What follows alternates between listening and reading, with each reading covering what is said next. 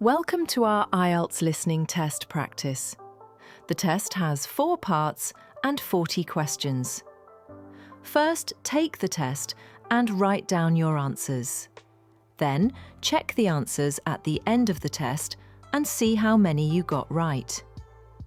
Are you ready? Let's begin. Part 1. You will hear a conversation between 2 students about buying a used car.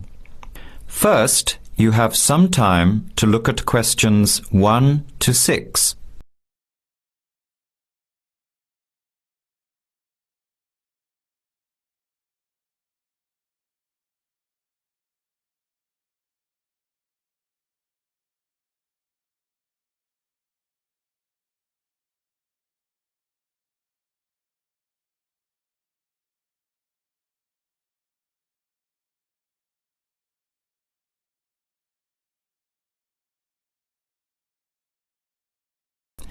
Answer the questions as you listen.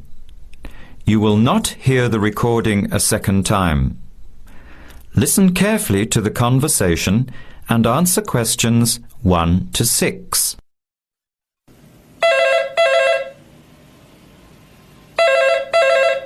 Hello. Hello.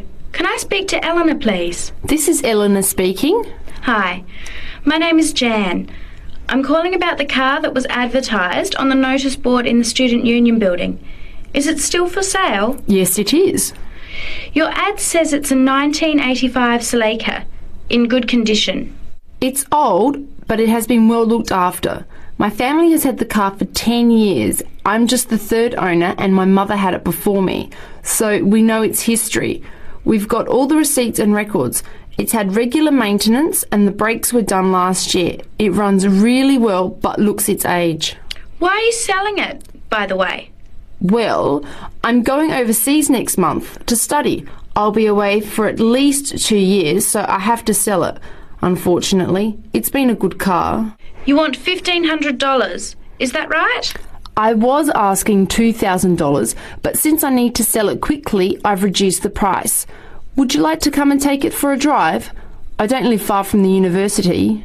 Yes, I'd like to have a look. What time would suit you? Any time this evening is fine. Well, I finish classes at 6 o'clock. How about straight after that? Say 6:30? Great, I'll give you directions.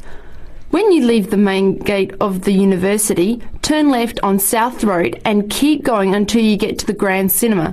Take the first right, that's Princess Street. I'm at number 88 on the right. So it's 80 Princess Street? No, it's 88 Princess Street and the suburb is Parkwood. You'll see the car parked in front. It's the red one with the for sale sign on it. OK, thanks Eleanor. I'll see you later. Bye. Before you hear the rest of the conversation, you have some time to look at questions 7 to 10.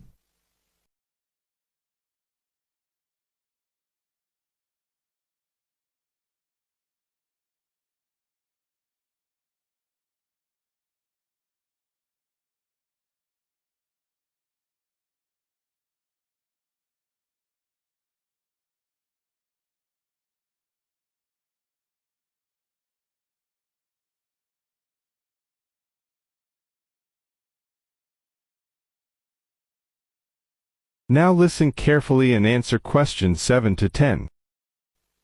Later that day, at the university, Jan meets up with her friend Sam and tells him about the car. Hi Sam. Hey Jan, what's happening? I'm glad I ran into you. I've decided I have to get a car. You're going to buy a car? Do you really need one? I'd probably still be driving except that my car broke down last year. Instead of getting another one, I just moved closer to the university and went back to riding a bike. Better for the environment, better for my health, and I save a lot of money. Did it really cost that much? Well, when you think of registration, insurance, rising petrol costs, parking plus maintenance and repairs, it adds up. I know it's going to be expensive, but I really need my own transportation. It takes half an hour by bus each way to university as it is. But now I'm working at night in the city. There's no way I want to hang around waiting for a bus late at night, then walk 3 blocks home alone. Hey, I think you've got a point there. So what kind of car are you looking at? It's an 85 Celica, same kind as I used to have. The owner's asking $1,500. That's pretty old. How many kilometres has it done?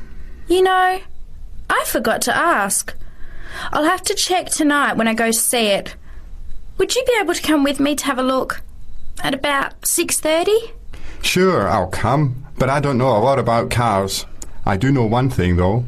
I wouldn't buy an old car without having a mechanic look at it first. That's a good idea. But won't it cost a lot? Not really. You can get a check done through the Automobile Association for $80, and it comes with a report on the condition of the car. It can save you a lot of money in the long run. I'll keep that in mind. So we have to get to Parkwood at 6:30. Do you want to take the bus? It goes straight down South Road every 15 minutes. Or maybe we could walk. I don't think it's that far. Actually, I could borrow my roommate's motorbike for an hour or so. He's working all evening in the library. Do you think he'd mind? No way. He owes me a favour or two. Okay, great. See you at 6, outside the student centre. You will hear some information about a medical museum in London called the Hunterian Museum, which is part of the Royal College of Surgeons. First, you have some time to look at questions 11 to 15.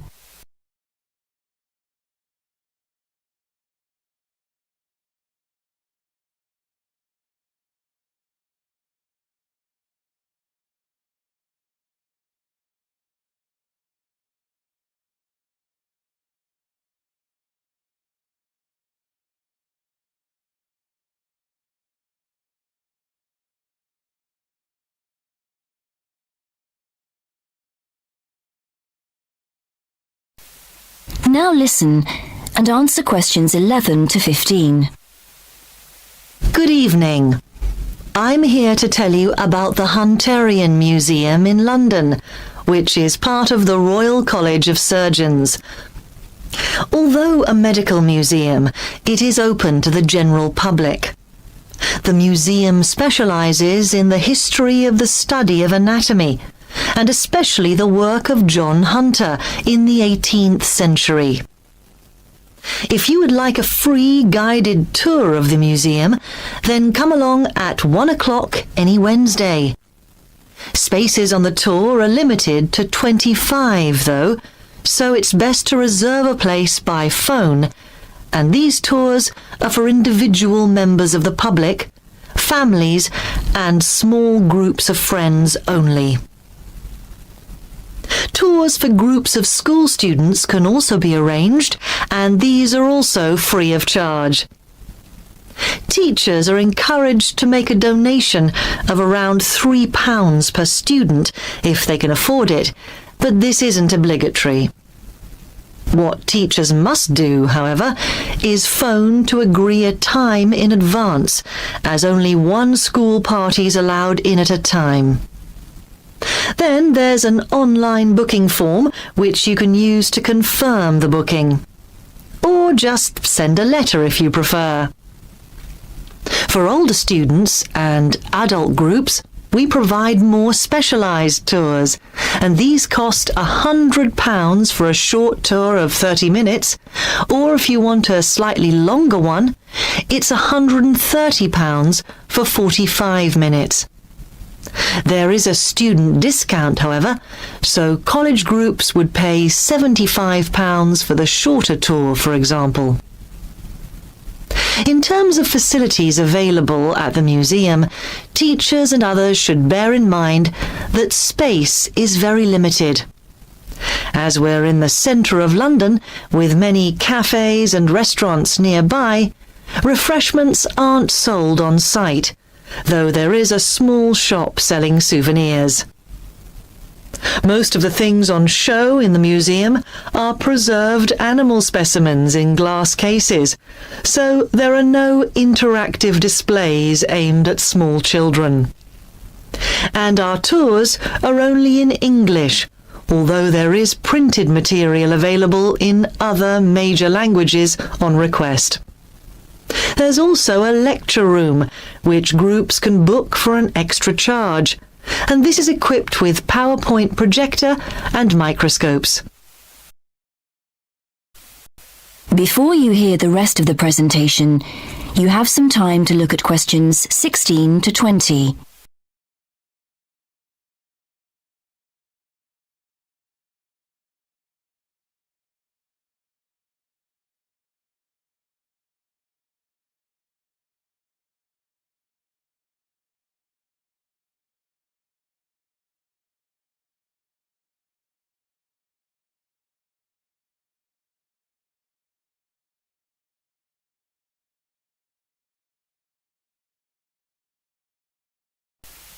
Now listen and answer questions 16 to 20.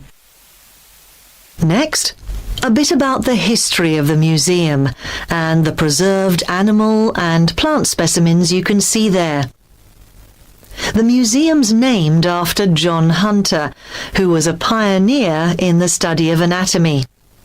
He was among the first to understand that the study of other animals could tell us a lot about how the human body works. John Hunter was born in 1728 and came to London to work as an assistant in an anatomy school in 1748. Here John did his training in the study of human anatomy. It was after 1760, however, that he turned his attention to animals. That's when he became a surgeon in the army, spending 3 years in France and Portugal, where he started collecting and preserving animal specimens such as lizards. On his return to London in 1763, Hunter set up in private practice and started to build up his collection of specimens. When he moved to a big house in Leicester Square in 1783, Hunter started to take in resident students and gave the name Teaching Museum to his collection. By the time of his death in 1793, Hunter had collected specimens from all over the world, including the first kangaroo to be seen outside Australia. He had 14,000 different exhibits, with 500 species of plants and animals represented. And many of these specimens can still be seen in the museum today, because in 1799 the collection was purchased by the government, who presented it to the Royal College of Surgeons. And they've been looking after it ever since, which is why the Hunterian Museum is located in their building in London to this day. Part 3. You will hear a conversation between a tutor and 2 students, Amanda and Jake. First, you have some time to look at questions 21 to 25.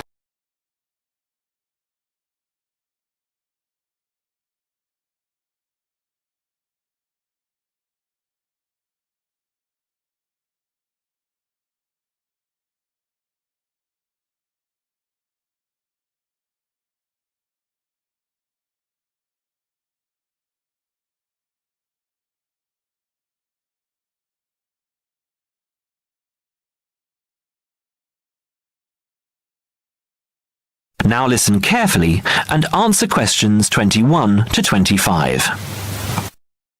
So, Jake and Amanda, how did the project go?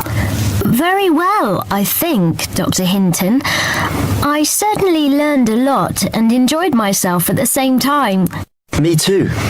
So, remind me, what was your project about? Basically, what makes successful people? Let's call them top achievers successful. Yes. How are they different from us? What do they do that other less successful people don't do? Interesting. And did you come to any conclusions? Quite a few, actually. Good. Share some with me then. Well, I'd always thought that a top achiever would be the sort of person who would bring work home every night and slave over it. But it appears not. Those types tend to peak early and then go into decline. They become addicted to work itself, with much less concern for results. We found that high achievers were certainly ready to work hard, but within strict limits. They knew how to relax, could leave their work at the office, prized close friends and family life, and spent a healthy amount of time with their children and friends. There's a lesson for us all there. Anyway, go on. It's also very important to choose a career which you enjoy, not just one that pays well or which assures you of a pension many years down the line. Surely that's important though, Amanda. Yes, I agree, but being happy in your work is far more important than anything else. Top achievers spend over 2/3 of their working hours on doing work they truly prefer and only 1/3 on disliked chores. They want internal satisfaction, not just external rewards such as pay rises and promotions. Before you hear the rest of the conversation, you have some time to look at questions 26 to 30.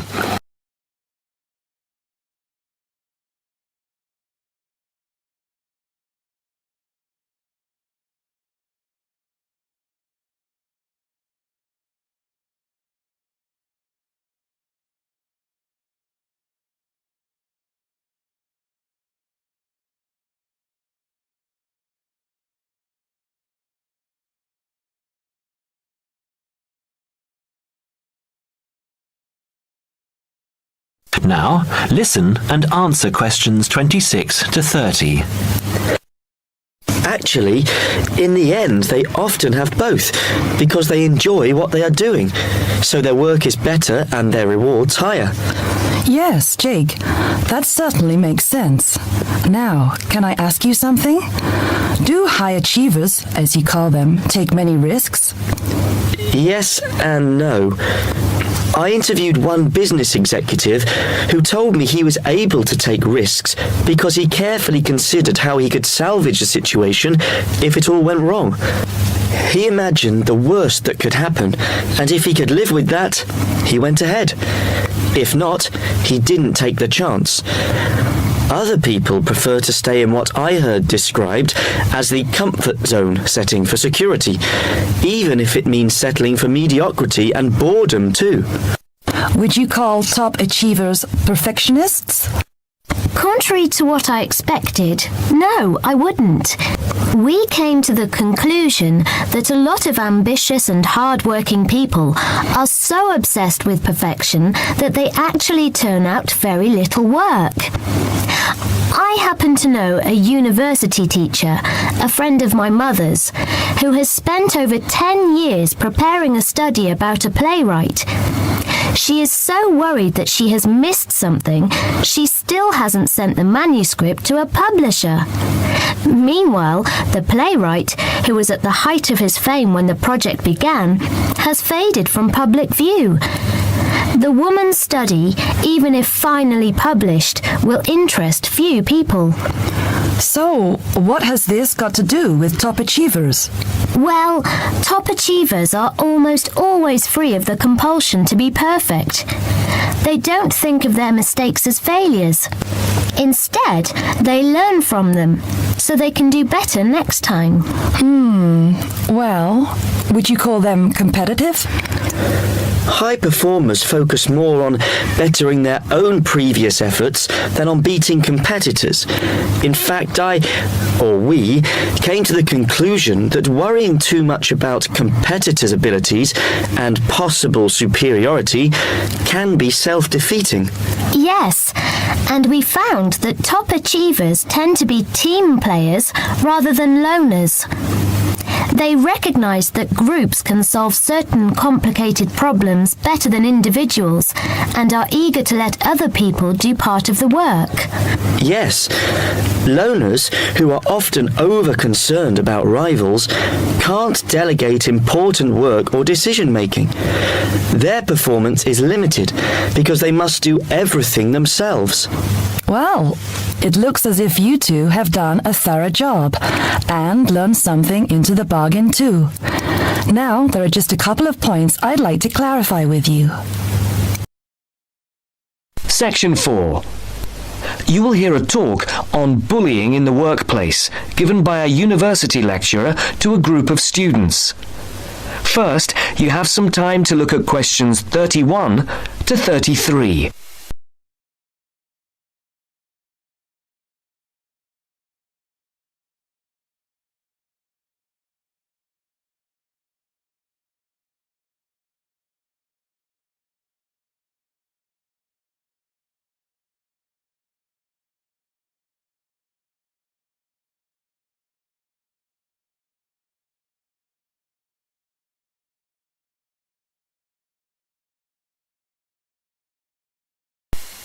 Now listen carefully and answer questions 31 to 33.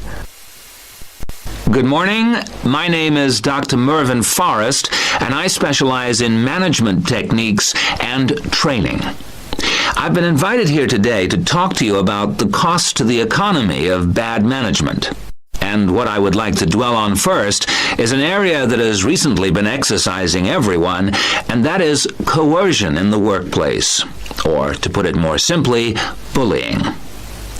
It has been estimated that bullying at work costs the British economy up to £4 billion a year in lost working time and in legal fees.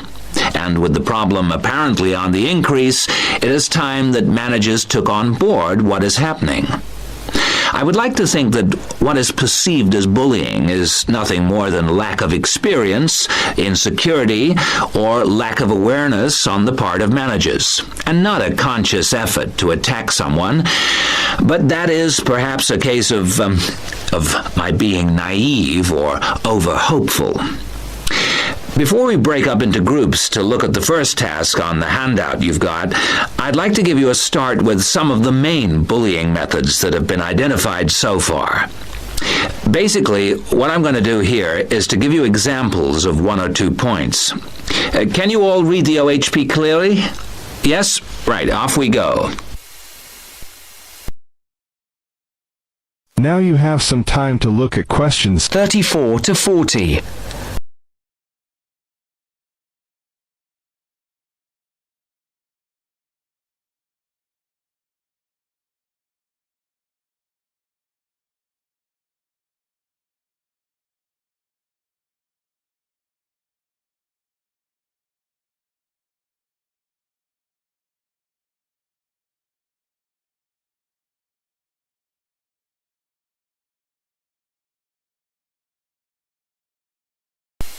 Now listen carefully and answer questions 34 to 40. As you listen to the talk, complete the notes made by one of the students present. The first item on the list is giving people tasks which managers themselves cannot do and which are therefore impossible to achieve. This is, in fact, a very common strategy used by managers to manage their subordinates. It gives certain people a false sense of security as they watch others failing while they try to achieve the goals set. Another simple bullying technique is constantly moving the goalposts, especially when one's employees are in the middle of a task. This is not bad management, it is just plain stupid. All targets and goals set should be easily achieved within a realistic timescale. Sending memos to someone else criticizing the performance of a task where the individual has no way of replying is another common technique, especially when the manager concerned does not reply or makes it impossible for subordinates to contact him or her by not answering the telephone or not replying to emails. This is not the style of a sound manager, but rather the antics of someone with emotional problems. If you behave like that, don't expect your staff to respect you. And now, the technological bully. It is interesting how all tools designed to help can be turned into dangerous weapons.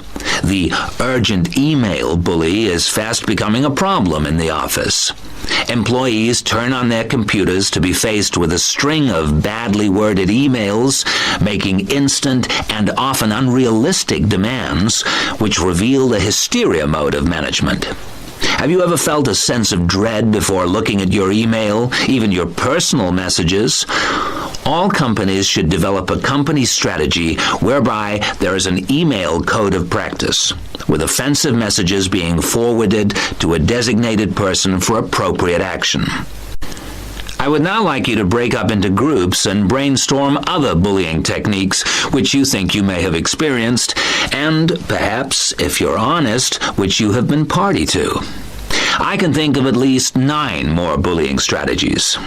I would also like you to consider ways in which you think that each of the techniques on your list can be countered.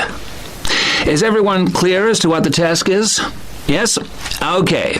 You've got 20 minutes to do this. This is the end of the listening test. Please check your answers.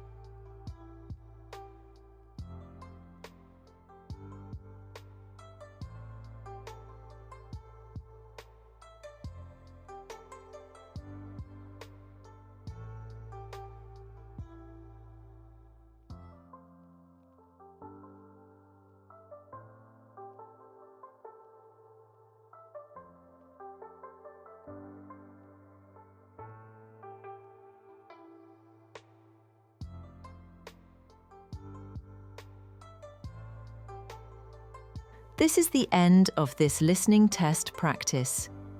If this video helped you, please like and subscribe to be informed when our next video is out. See you next time!